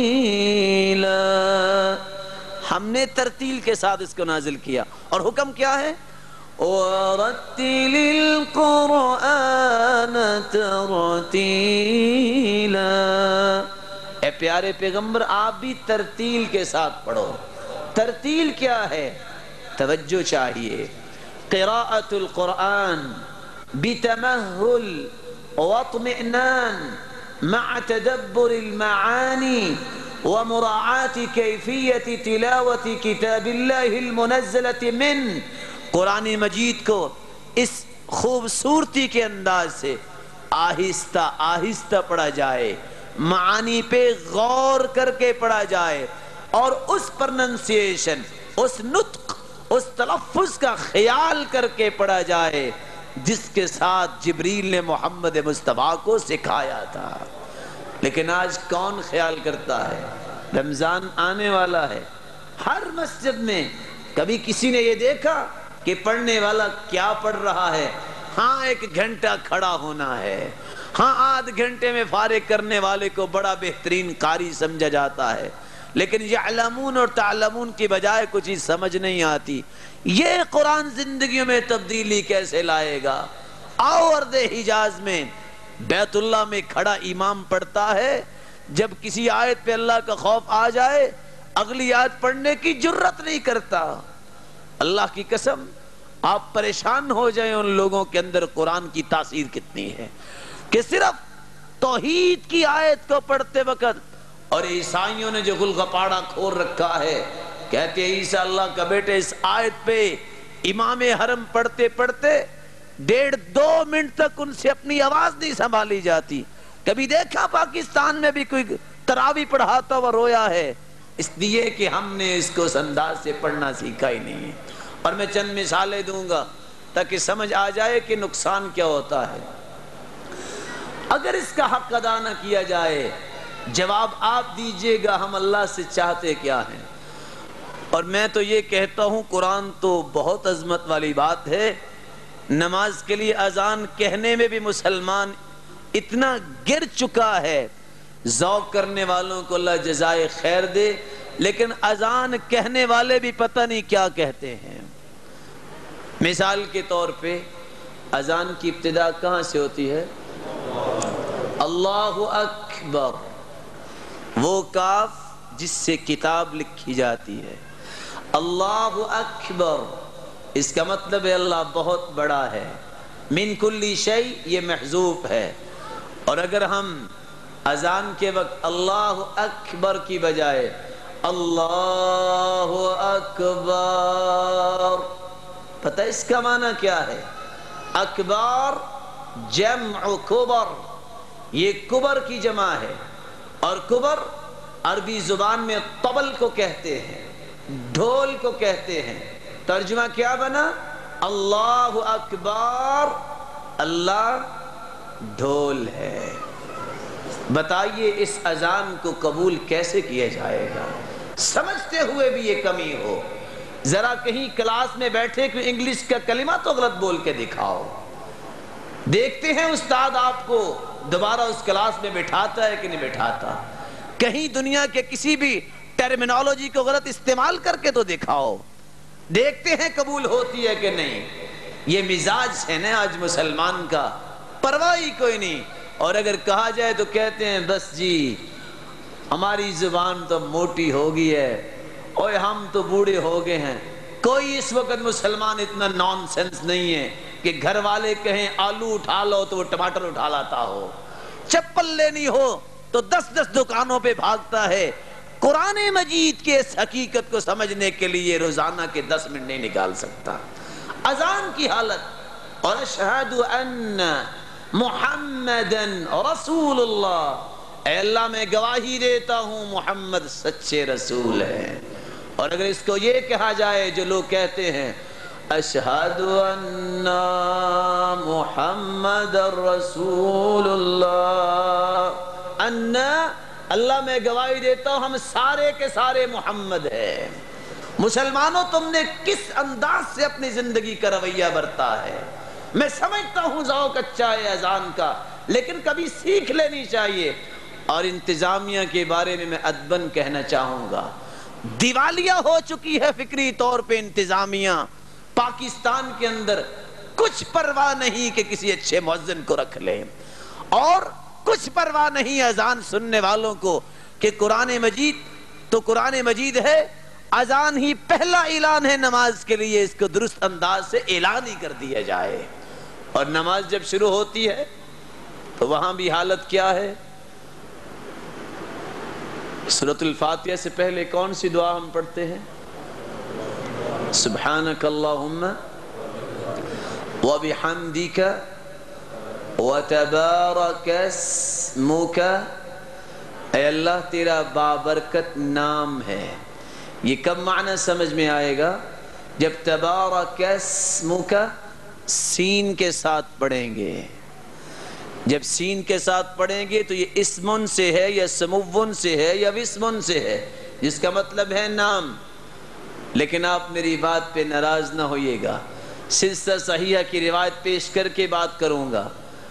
امام البانی رحمت اللہ علیہ روایت لائے ہیں، بنی اسرائیل برباد اس وقت ہوئی جب انہوں نے قصص واقعات پہ اعتماد کیا اور اصل کتاب کو چھوڑ دیا۔ آج مسلمانوں میں قرآن مجید کے بارے میں بھی نشہ آ گیا ہے۔ یہ نشہ پورا کرنے کے لیے راگنی والا قرآن سننا تو پسند کرتا ہے، سمجھنے کے لیے نہیں سنتا، تبدیلی کے لیے نہیں سنتا۔ جب نشہ آ جائے تو پھر تبدیلی کیا ہوتی ہے؟ ہم خطبہ دیتے وقت بھی یہ کہتے ہیں وَتَبَارَكَ اسْمُكَ، پتہ ہے ترجمہ کیا بنتا ہے؟ اسم سین کے ساتھ ہو تو اللہ تیرا بابرکت نام ہے، اس کو سین کی بجائے سا پڑھ دیا جائے، اسمن، اس کا مطلب گناہ ہے۔ اس کا مطلب کیا بنے گا؟ وَتَبَارَكَ اسْمُكَ، اے اللہ تیرا بابرکت گناہ ہے۔ نعوذ باللہ من ذالک۔ حدیث بیان کرتا تو نظر آتا ہے لا صلاة لمن لم يقرأ بفاتحة الكتاب، فاتحہ کے بغیر نماز نہیں ہوتی۔ صحیح بخاری کی روایت ہے، کوئی شک کی گنجائش بھی نہیں، لیکن فاتحہ پڑھنی کیسے ہے؟ قرآن کا حصہ ہے۔ الحمدللہ رب العالمین، الحمد ہا کے ساتھ ہے، حمید یحمد سے ہے، جس کا مطلب ہے تعریف کرنا۔ الف لام استغراق کا ہے۔ تمام کی تمام تعریفوں کے لائق کون سی ذات ہے؟ اللہ کی ہے۔ لیکن ہم نے تو اس الحمدو کو بھی اگر خطبے میں پڑھنا ہو تو کیا کہتے ہیں؟ الحمدللہ۔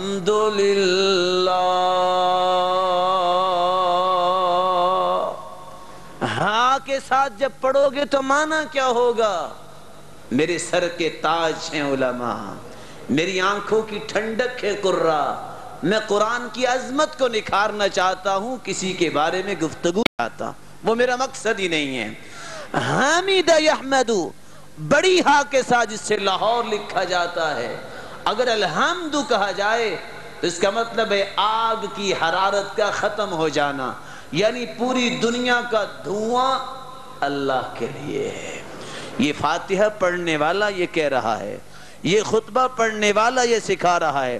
ان اللہ علی کل شیء قدیر، قدر یقدر سے آج ہم کہتے ہیں نا، سوچئے اے سے ایپل بنتا ہے اور ایپل سیب کو کہتے ہیں۔ کبھی قرآن نے بھی ایسا پڑھا؟ کبھی یہ سن القرآن پڑھتے وقت بھی یہ سوچا؟ یہ قرآن مجید کی آیت کو پڑھتے وقت بھی میں نے اور آپ نے سوچا؟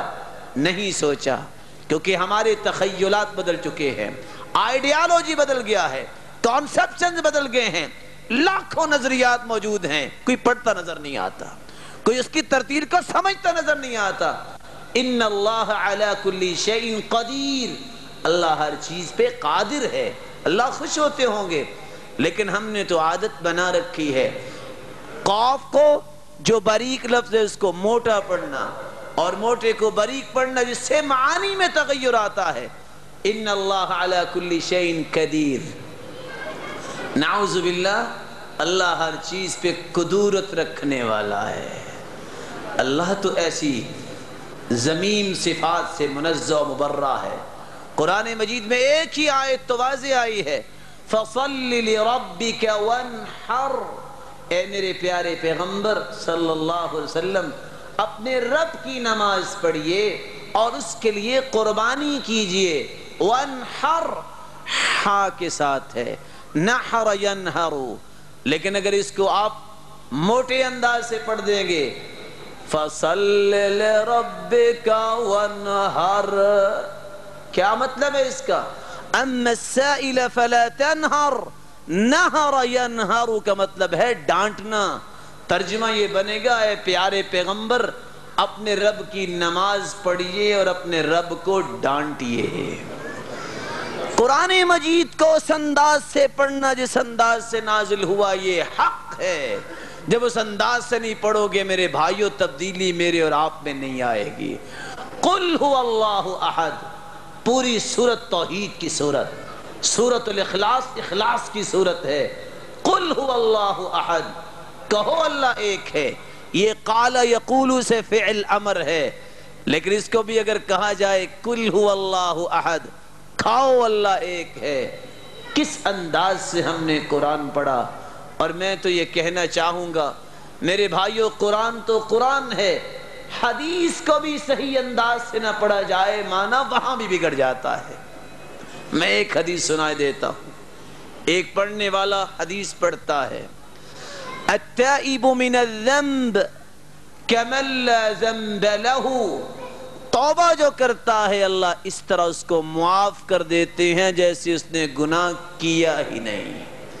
لیکن اس کے اندر بھی اگر وہ نشے کو سامنے رکھے کوئی شخص یا لوگوں کے اس نشے کو پورا کرنے کے لیے الفاظ میں تبدیلی کر دے تو معنی کیا بنے گا؟ التائب من الذنب کمن لا ذنب له، ذنب اور ذنب فرق ہے، ذنب گناہ کو کہتے ہیں، ذنب دم کو کہتے ہیں۔ ترجمہ کیا بنے گا؟ توبہ کرنے والا ایسے ہے جیسے اس کی دم ہی نہیں۔ قرآن مجید میں تبدیلی تو تم کہتے ہو کافر کرتے ہیں، مستشرقین کرتے ہیں، جو میں اور آپ تبدیلی کر رہے ہیں اس کا کیا بنے گا؟ جو میں اور آپ اس کے تقدس کو مجروح کر رہے ہیں اس کا کیا بنے گا؟ جو میں اور آپ اس کی عظمت کو رول رہے ہیں اس کا کیا بنے گا؟ آؤ پھر میں دل کی گہرائیوں سے ادب سے آپ کے سامنے گزارش رکھتا ہوں۔ قرآن مجید کا دوسرا حق ہے کہ اس کو اس انداز سے پڑھا جائے جس انداز سے نازل ہوا ہے۔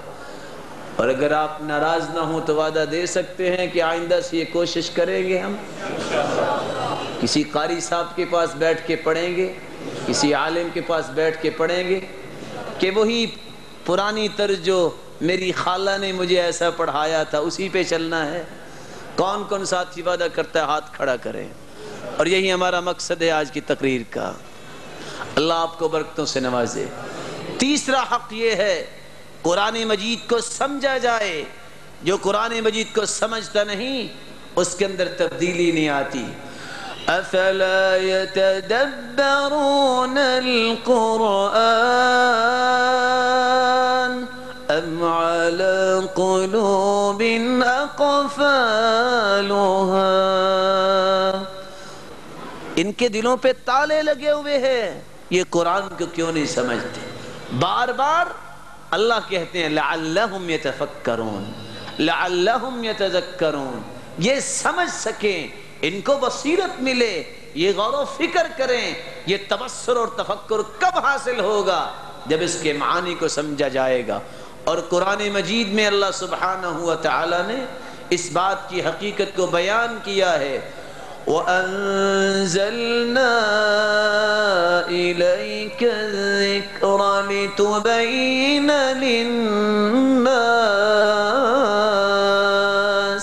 لِتُبَيِّنَ لِلنَّاسِ مَا نُزِّلَ إِلَيْهِمْ وَلَعَلَّهُمْ يَتَفَكَّرُونَ۔ اے پیارے پیغمبر قرآن تجھ پہ نازل کیا گیا ہے، اب آپ کی ذمہ داری ہے ایک ایک معنی کو کھول کھول کے بیان عمل سے بھی کرو، اپنی زبان مقدس سے بھی کرو۔ اور سچی بات یہ ہے، امام طبری کہا کرتے تھے انی لأعجب ممن یقرأ القرآن ولم يعرف تفسیرہ کیف یلتذ بقراءتی۔ مجھے تعجب ہے ان مسلمانوں پر جو قرآن تو پڑھتے ہیں، معانی کو جانتے نہیں، وہ قرآن کی لذت کیسے لیتے ہیں۔ اور سعید ابن جبیر کہا کرتے تھے، امام سبکی رحمت اللہ علیہ فرمایا کرتے تھے من لم یکن له علم وفہم وتقوی لم یدرک لذت القرآن شیئا۔ جو قرآن کو پڑھتے وقت معانی نہیں سیکھتا، اس کے مقاصد کو نہیں پڑھتا اور اس میں خوف اللہ کا پیدا نہیں ہوتا، وہ قرآن کی لذت حاصل نہیں کر سکتا۔ اور امام ابن تیمیہ رحمت اللہ علیہ فرمایا کرتے تھے من قرأ القرآن طالبا للہدایہ طالبا للہدایہ، جو قرآن کو ہدایت کے لیے پڑھتا ہے، وہ معانی کے ساتھ پڑھتا ہے، تو پھر کیا ہوتا ہے تبین لہ طریق الجنہ، اللہ پھر اس کے لیے جنت کا راستہ آسان کر دیا کرتے ہیں۔ اور قرآن مجید میں اللہ سبحانہ و تعالی نے فرمایا جو لوگ قرآن مجید کو تو پڑھتے ہیں، اللہ نے ان کے دل بھی رکھے ہیں لَهُمْ قُلُوبٌ لَا يَفْقَهُونَ بِهَا وَلَهُمْ أَعْيُنٌ لَا يُبْصِرُونَ بِهَا وَلَهُمْ آذَانٌ لَا يَسْمَعُونَ بِهَا أُولَئِكَ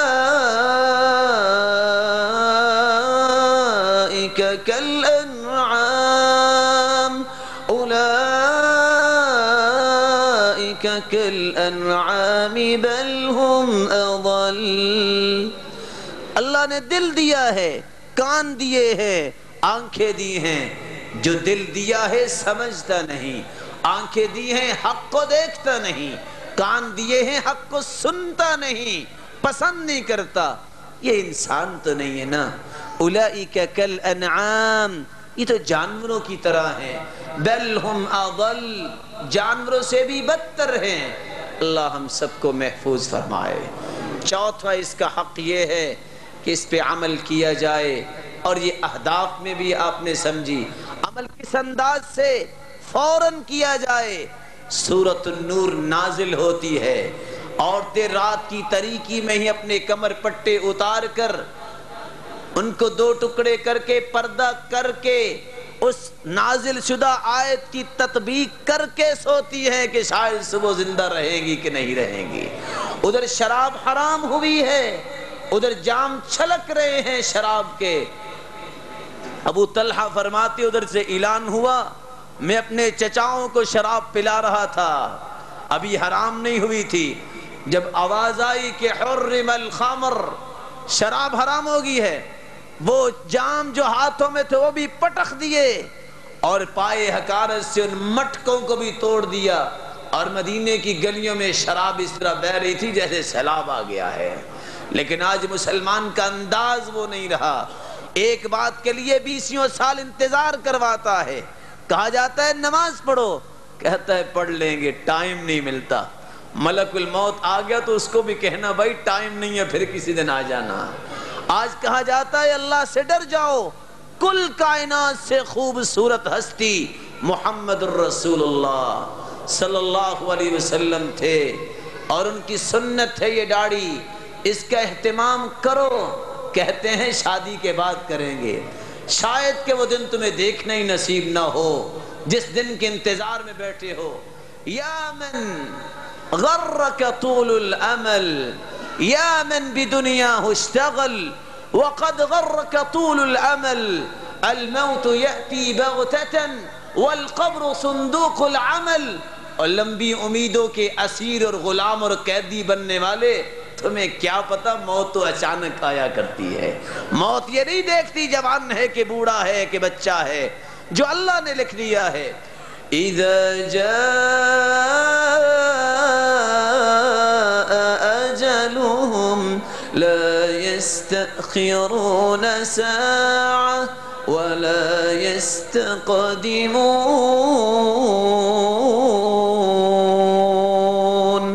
موت جب آ جائے ایک پل نہ آگے نہ پیچھے نہیں ہو سکتی. یہاں میں ایک لمحے کے لیے رکوں گا، شاید اللہ اس رکنے کو قبول فرما کہ ہم سب کے لیے جنت واجب کر دے. آپ بتائیے کل کائنات سے اعلیٰ ہستی کون سی تھی؟ آواز نہیں آئی. اور خوبصورت کون سی ہستی تھی؟ کیا ان کے چہرہ انور سے بڑھ کے کوئی چہرہ دنیا میں آیا ہے؟ قیامت تک پیدا ہو سکے گا؟ کل کائنات کی ہستیاں ایک طرف اور محمد مصطفیٰ ایک طرف ہے. بتائیے جس کو محبت ہوتی ہے اس کو چہرہ برا بھی لگتا ہے؟ یہ محبت تو نہ ہوئی نا. اللہ کے رسول فرماتے ہیں خالف الیہود خالف المشرکین خالف المجوس خالف النصارى. مسلمانوں، مجوسیوں، مشرکوں، یہودیوں، عیسائیوں کی مخالفت کرو. پوچھا کیسے مخالفت ہوگی؟ ٹائر جلا کر، غریب مسلمانوں کی گاڑیاں توڑ کر، یا جو بیمار ہیں ان کو راستے میں کوئی اور نقصان کر کے، یا کوئی وقت پہ جانا چاہتا ہے ان کو تنگ کر کے. نہیں، مخالفت کرنی ہے فاعفوا اللحى فإنهم لا يعفون اللحى. تم داڑھیوں کو معاف کر دو، یہ چاروں کے چاروں جو قسمیں ہیں یہ داڑھی کو معاف نہیں کرتے تھے. ویسے بات سمجھنے والی ہے. دنیا میں ایک بیٹی کسی نے دینی ہو تو کیا دیکھتا ہے؟ چہرہ ہی دیکھتا ہے نا. تو جس نے قیامت کے دن 72 حوریں دینی ہے وہ بغیر چہرہ دیکھے دے دے گا؟ کیا خیال ہے؟ جو چند چھٹانک بال جو ہیں وہ سنت سمجھ کے اٹھانے سے گریزاں ہے، اس سے اٹھائے نہیں جاتے، وہ منو اپنی برائیاں اپنے سر پہ رکھ کے پل صراط سے گزر جائے گا. چلو ایک اور انداز سے پوچھ لیتا ہوں، کائنات میں سب سے شریف کون ہے؟ بولیں بھائی، کون سی چیز سب سے شریف ہے؟ یہ داڑھی شریف ہے. ہر شخص کو قتل کر دو، ختم، قبر میں چلا گیا. اس کی شرافت دیکھیے، ہر روز اس پہ چھری چلاتا ہے چلانے والا، بھولنے والا میرا بھائی. اور پھر یہ دوسرے دن معمولی سا منہ نکال کے کہتی ہے السلام علیکم، میں پھر آ گئی ہوں. پھر یہ اس کو کہتا ہے پھر آ گئی، ادھر سے پکڑا ادھر سے پکڑا، پھر ذبح کی اور پھینک دی. پھر دوسرے دن کہتی ہے السلام علیکم، میں پھر آ گئی ہوں. زندگی کے آخری لمحے تک یہ اپنی شرافت باقی رکھتی ہے. میرے معزز اور محترم بھائیوں، سنا ہوگا آپ نے یوسف علیہ السلام کا نام سنا ہوا ہے. کہتے ہیں خوبصورت تھے.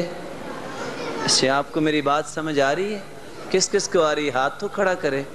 مجھے لگتا ہے کہ شاید بات جواب نہیں نہ دے رہے. کیوں جی؟ یوسف علیہ السلام حسین بھی تھے. کتنے کو؟ کہتے ہیں کہ وہ مصر کی شہزادیوں نے دیکھا فَلَمَّا رَأَيْنَهُ أَكْبَرْنَهُ وَقَطَّعْنَ أَيْدِيَهُنَّ وَقُلْنَ حَاشَ لِلَّهِ مَا هَذَا بَشَرٌ إِنْ هَذَا إِلَّا مَلَكٌ كَرِيمٌ. یوسف کو دیکھا اور انہوں نے عورتوں نے کیا کر لیا؟ انگلیاں کاٹ لی. اور کیا کہتی ہیں؟ حاشا للہ ما هذا بشرا، یہ انسان تو نہیں لگتا. ان هذا الا ملک کریم، یہ تو فرشتہ لگتا ہے. اس کا مطلب یہ ہوا جس کی داڑھی ہے اس کی نسبت کس کے ساتھ ہے؟ فرشتوں جیسا پاک باز بن جاتا ہے. چلو انہوں نے تو انگلیاں کاٹ لی تھیں، کوئی کتاب دکھا سکتے ہیں کہ کسی بھولنے والے بھائی جو شیو کرتا ہے اس کو دیکھ کے کسی عورت نے ناخن بھی کبھی کاٹا ہو تو حسن پھر کس میں ہے؟ حسن تو اس میں ہے جو محمد مصطفیٰ نے اختیار کیا۔ اور یاد رکھنا میرے بھائیوں، میں ان بھائیوں کو بھی اپنا پیغام دینا چاہتا ہوں جو شیو تو نہیں کرتے لیکن کہتے ہیں ہم نے داڑھی رکھی ہوئی ہے۔ اور مجھے یہ نام سن کے تعجب ہوا، مجھے نہیں پتا تھا، انسان کے پاس تو سارا علم نہیں، ہم تو ویسے طالب علم ہیں۔ میں نے کہا بھائی یہ کیا؟ کہتے ہیں یہ خشخاشی داڑھی ہے۔ میں نے کہا یہ خشخاشی داڑھی کا کیا مطلب؟ کہتے ہیں خشخاش کے دانے آپ نے دیکھے ہیں مولانا صاحب؟ اتنی تو ہے نا۔ میں نے کہا یہ نئی قسم نکلی ہے، چلو خیر مخطوطات کی تحقیق ہو رہی ہے آج کل، شاید کچھ چیز مل گئی ہو۔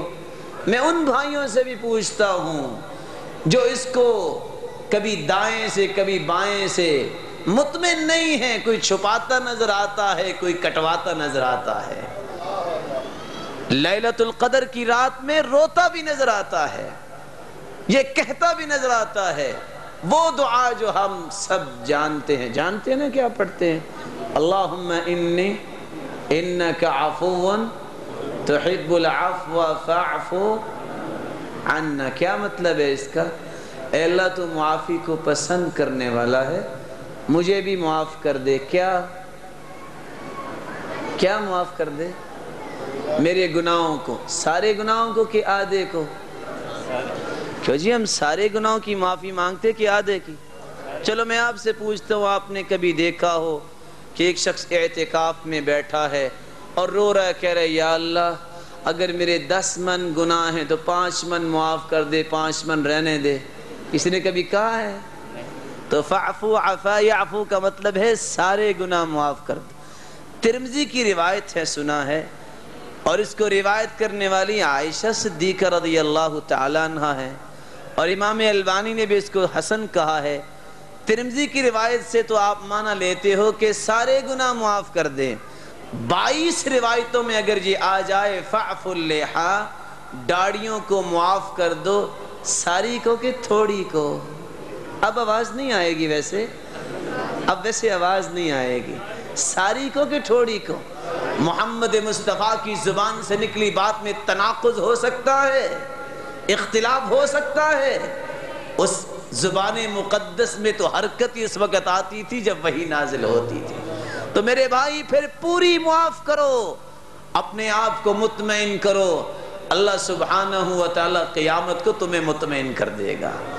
بات یہ کر رہے تھے، یہ چوتھا پیغام، چوتھا حق ہے مجھ پہ اور آپ کے کندھوں پہ کہ قرآن مجید پہ عمل کیا جائے جس طرح صحابہ نے عمل کیا۔ اللہ کے رسول صلی اللہ علیہ وسلم نے فرمایا یجاء الرجل یوم القیامہ فیلقى فی النار فتندلک اقتاب بطنہ فیدور بها کما یدور الحمار بالرحا۔ ایک شخص کو لایا جائے گا، جہنم میں پھینک دیا جائے گا، اس کی انتڑیاں باہر آئیں گی، وہ انتڑیوں کے گرد چکر کاٹے گا جس طرح گدھا چکی کے گرد گھومتا ہے۔ فَيَقِفُ بِهِ أَهْلُ النَّارِ، جہنمی اکٹھے ہوں گے، کہیں گے مَالَكَ يَا فُلان، تمہیں کیا ہو گیا؟ أَلَمْ تَكُنْ تَأْمُرُنَا بِالْمَعْرُوفِ وَتَنْهَانَا عَنِ الْمُنْكَرِ، تم تو ہمیں نیکی کا حکم دیتے، تم ہی تو مربی تھے، مزکی تھے، معلم تھے، مدرس تھے، عالم تھے، قاری تھے، لیکچر پروفیسر تھے، ہمیں تہذیب تو تم دیتے، آج کیا ہوا؟ کہے گا کنت آمرکم بالمعروف ولا آتی۔ صحیح بخاری کھولیے، او بھائیو تمہیں کہتا تھا نیک بنو، لیکن اس نیکی پہ میں خود عمل نہیں کرتا تھا۔ وَأَنْهَاكُمْ عَنِ الْمُنْكَرِ وَآتِي، برائی سے تمہیں تو روکتا تھا کیونکہ میری زندگی کا لگان لگا ہوا تھا، اور لیکن میں وہ خود نہیں اس سے رکتا تھا۔ بتاؤ اس وقت کیا حالت ہوگی، کیا حالت ہوگی؟ اس دن تو خواش بھی کام نہیں آئے گی۔ کون سی خواش؟ رب رجعون رب رجعون لعلی اعمل صالحا لعلی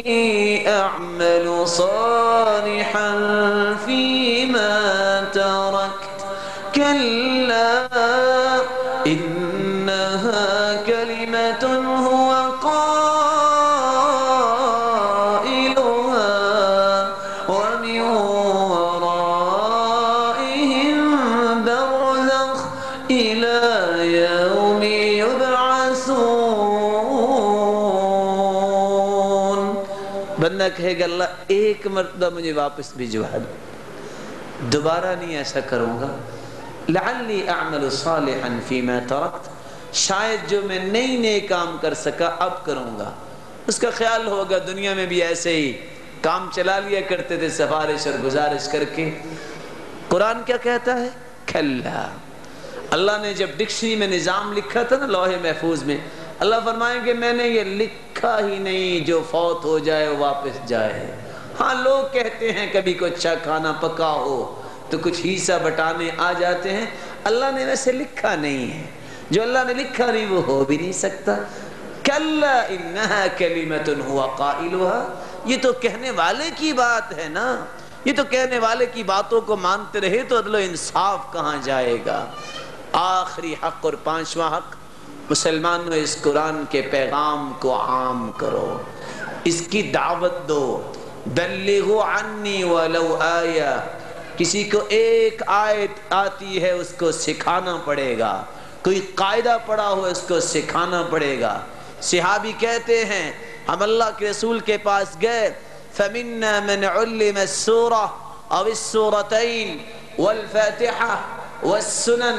کسی کو فاتحہ یاد تھی، کسی کو سنت، کسی کو سورت، کسی کو 2 سورتیں، لیکن ذوق کیا بنا تھا؟ ذوق یہ بنانا پڑے گا مجھے اور آپ کو. لو وضعتم الصمصام على هذه واشار الى قفاه، ابو ذر فرماتے ہیں تلوار اٹھاؤ میری گردن پہ رکھو. اگر تم تلوار رکھ دو، وظننت انی انفذ کلمۃ سمعتها من النبی صلی اللہ علیہ وسلم، تلوار کاٹنا شروع کر دے گردن، اور مجھے یقین ہو جائے کہ گردن کٹنے سے پہلے ایک کلمہ میں نے جو اللہ کی رسول کی زبان سے سنا ہے وہ بول کے کٹواؤں گا تو میں وہ بول کے ہی کٹواؤں گا، بخل نہیں کروں گا. مسلمانوں آج دعوت میں ہم کورے ہو گئے ہیں. ایک بلی آ جائے گاڑی کے سامنے، گاڑی الٹ جاتی ہے بلی کو بچانے کے لیے. کتے کا بچہ آ جائے اس کو بچانے کے لیے ایکسیڈنٹ کروا لیتے ہیں. اپنا بیٹا، اپنا بھائی، اپنی بیوی، اپنا رشتہ دار اور دوست بے نماز ہے، قرآن نہیں پڑھتا، اللہ سے دور ہے، اس کی قیمت بھلا بلی کے بچے جتنی بھی نہیں کہ اس کو احترام کے ساتھ، اخلاق کے ساتھ، اخلاص کے ساتھ اس کو دعوت دے کے جنت کی راہ دکھا دو. اس لیے اللہ سبحانہ و تعالیٰ نے اس کی عظمت بیان کرتے ہوئے فرمایا وَمَنْ أَحْسَنُ قَوْلًا مِّمَّنْ دَعَا إِلَى اللَّهِ وَعَمِلَ صَالِحًا وَقَالَ إِنَّنِي مِنَ الْمُسْلِمِينَ. بھلا اس سے خوبصورت بات کسی کی ہو سکتی ہے جو اللہ کی طرف بلائے اور عمل بھی کرتا ہو اور کہتا ہو میرے اندر کوئی تعصب نہیں، میں تو مسلمان ہوں اور میرے دل میں مسلمانوں کی محبت ہے. اللہ یہ کیفیت ہمیں نصیب فرمائے. پوری حدیث کی کتابوں کو چھان لو، اس پلے کی روایت تمہیں نہیں ملے گی. کون سی روایت؟ ان اللہ وملائکتہ واہل السماوات والارضین حتى النملة في جحرها وحتى نينان البحر ليصلون على معلم الناس الخير. 7 زمینوں کی مخلوقات جو مفسرین کے ایک قول کے مطابق 22,000 مخلوق ہے، 7 آسمانوں میں بسنے والی نورانی مخلوق، 14 کے 14 طبق. اگر کسی شخصیت کے لیے مچھلیاں بھی چیونٹیاں بھی کسی کی بخشش کے لیے دعا کرتی ہے، یہ 14 کی 14 طبق کی مخلوق، تو وہ شخصیت ہے جو لوگوں کو قرآن کا پیغام سناتا ہے، خیر و بھلائی بتاتا ہے، اور صرف وہ بخشش کی دعا نہیں کرتے، ان اللہ سبحانہ و تعالیٰ ان پہ رحمت کی برکھا برساتے ہیں۔ اللہ سے دعا کیجئے اللہ ہمیں قرآن کے اہداف کو سمجھنے کی توفیق عطا فرمائے اور ان کے حقوق کو پورا کر کے الرجوع الی القرآن کی حقیقت کو پانے والے بنائے۔ ویسے میرا جی چاہتا ہے، مجھے امید ہے آپ غصہ نہیں کریں گے، آپ نے بھی کچھ باتیں سنی ہیں چہرے کے بارے میں، تو کوئی بھائی وعدہ نہیں کر سکتا کہ آج کے بعد انشاءاللہ میں تکلیف نہیں دوں گا اپنے چہرے کو، آج کے بعد معاف کر دوں گا انشاءاللہ۔ ویسے نا کوئی بھی چیز خریدنے کے لیے پیسے لگانے پڑتے ہیں۔ مجھے نا وہ احنف ابن قیس کی بات یاد آ رہی، وہ قیس جو تھا نا اس کی داڑھی نہیں تھی، کچھ نا فطرتاً داڑھی نہیں ہوتی، تو جب اس کی وہ سیلیبریشن ہوتی نا، جیسے آج کیک کاٹتے ہیں، تو وہ ہر سال رویا کرتا تھا، قوم والے بھی روئے کرتے تھے، کہتے نعم الرجل قیس لیکن لا لحیۃ، سردار تو ہمارا بڑا اچھا ہے لیکن اس کی داڑھی نہیں ہے، یہ مرد کامل ہی نہیں ہے۔ رویا کرتے اور کہتے کوئی 20,000 درہم لے لے اور ہمارے سردار کی داڑھی اگا دے، ہم روزانہ کہتے ہیں کوئی 20 روپے لے لے ہماری جان چھڑا دے۔ فرق ہے۔ آؤ پھر انتہائی ادب سے میں پھر کہتا ہوں، کون کون ساتھی وعدہ کرتا ہے جی؟ توفیق تو اللہ نے دینی ہے نا۔ یا جن بھائیوں نے ماشاءاللہ داڑھی پہن رکھی وہ کیا کرنا چاہتے؟ اللہ آپ کو سلامت رکھے، برکتوں سے نوازے۔ اور کون ساتھی ہاتھ کھڑا کریں گے کہ انشاءاللہ آج کے بعد ہم داڑھی کو کچھ نہیں کہیں گے؟ اللہ آپ کو برکتوں سے نوازے۔ تو دعا کیجئے اللہ جو روحانی اور جسمانی بیمار ہیں اللہ ان کی بیماریوں کو شفاؤں میں بدل دے، جو کسی مصیبت میں مبتلا ہیں اللہ ان کی مصیبت کو خوشیاں بنا دے، جو کسی تنگی میں مبتلا ہیں اللہ ان کی تنگی کو آسانیوں میں بدل دے، اور جو بے روزگار ہیں مقروض ہیں اللہ ان کو تونگر و خوشحال بنائے، کہ غیبی خزانوں سے مدد فرمائے، جو صاحب اولاد ہے اللہ ان کی اولاد کو نیک بنائے، دست بازو بنائے، آنکھوں کی ٹھنڈک بنائے، صدقہ جاریہ بنائے، اور جو اولاد کی نعمت سے محروم ہیں اللہ ان کی جھولیوں کو بھی بارونق بنائے۔ اور اللہ سے دعا کیجئے اللہ ہم سب کو امن و استحکام نصیب فرمائے، ہم سب کو دین